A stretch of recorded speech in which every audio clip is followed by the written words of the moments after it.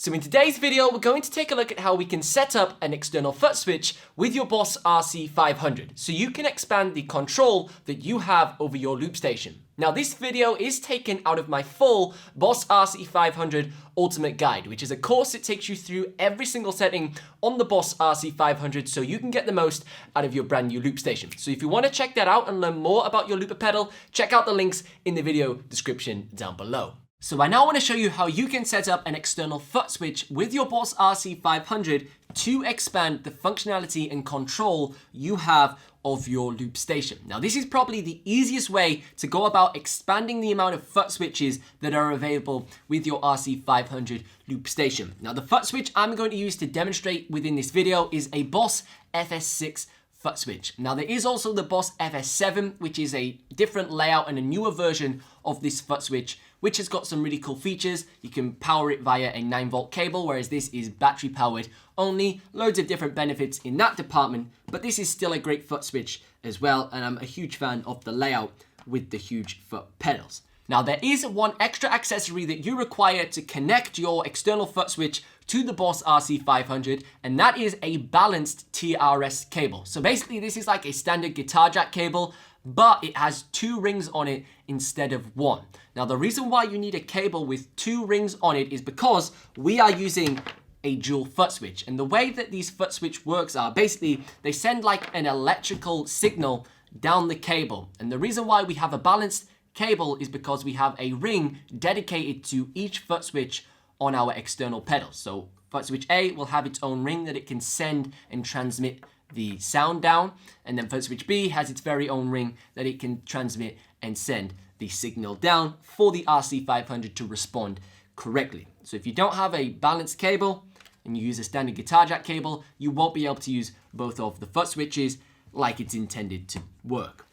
So on the back of the Boss RC5, we want to plug our balanced TRS jack into this input right here. This is the control pedal and expression pedal input. So we'll plug in like so, and then we will plug the other end of this cable into our external foot switch.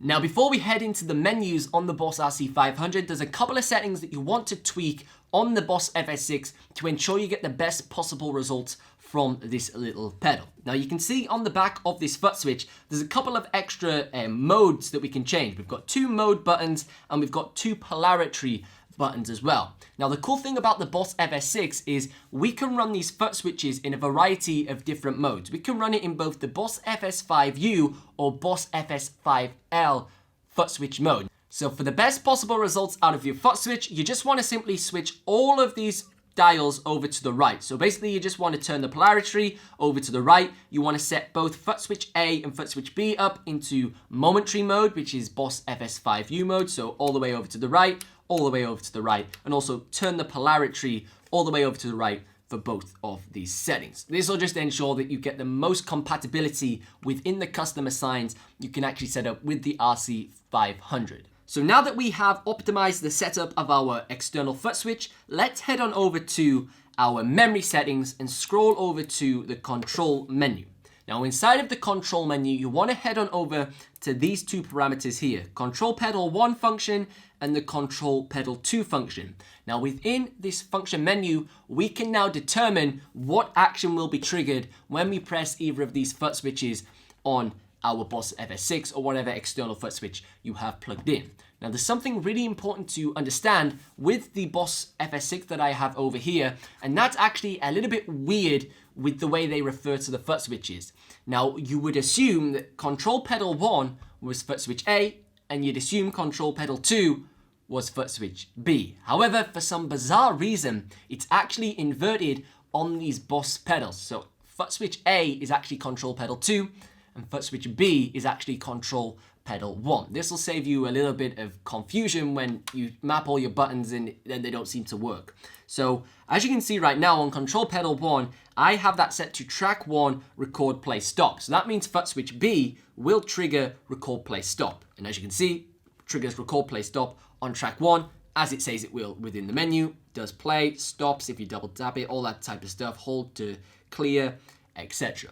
So let's actually set this up to be something different. Let's actually set Footswitch B to be track 2, record, play, stop, because that makes a little bit more sense with actually the Footswitch layout. So we'll scroll it over. You can see there's so many different options that we can choose from. Track clears if you want to map other functions other than the ones you already have with the 3 foot switches out of the box. And here you go. We've got track 2, record, play. That will do for this demonstration. Now for control pedal 2, let's scroll on over and set this to be track 1, record, play, etc. Because right now that's track 2, record, play, stop. As you can see, it records and it also plays, and then I can also hold it to clear, but we'll set this to track 1. So as you can see, we've now got that set to track 1, record, play, stop. So if we exit out of this menu now, the Footswitch should work as follows. So if I click Footswitch A, it will trigger the record command on track 1. And as you can see, we are now successfully recording on track 1. And then if I trigger Footswitch B, it will trigger the record process on track 2. Now don't forget to check out the links in the video description down below for my Boss RC-500 Ultimate Guide, which is now available on my official course platform, which is the best place to watch all of my courses on both mobile and also on desktop computers. But if you've enjoyed today's video, be sure to give it a thumbs up and also consider subscribing for future videos just like this one.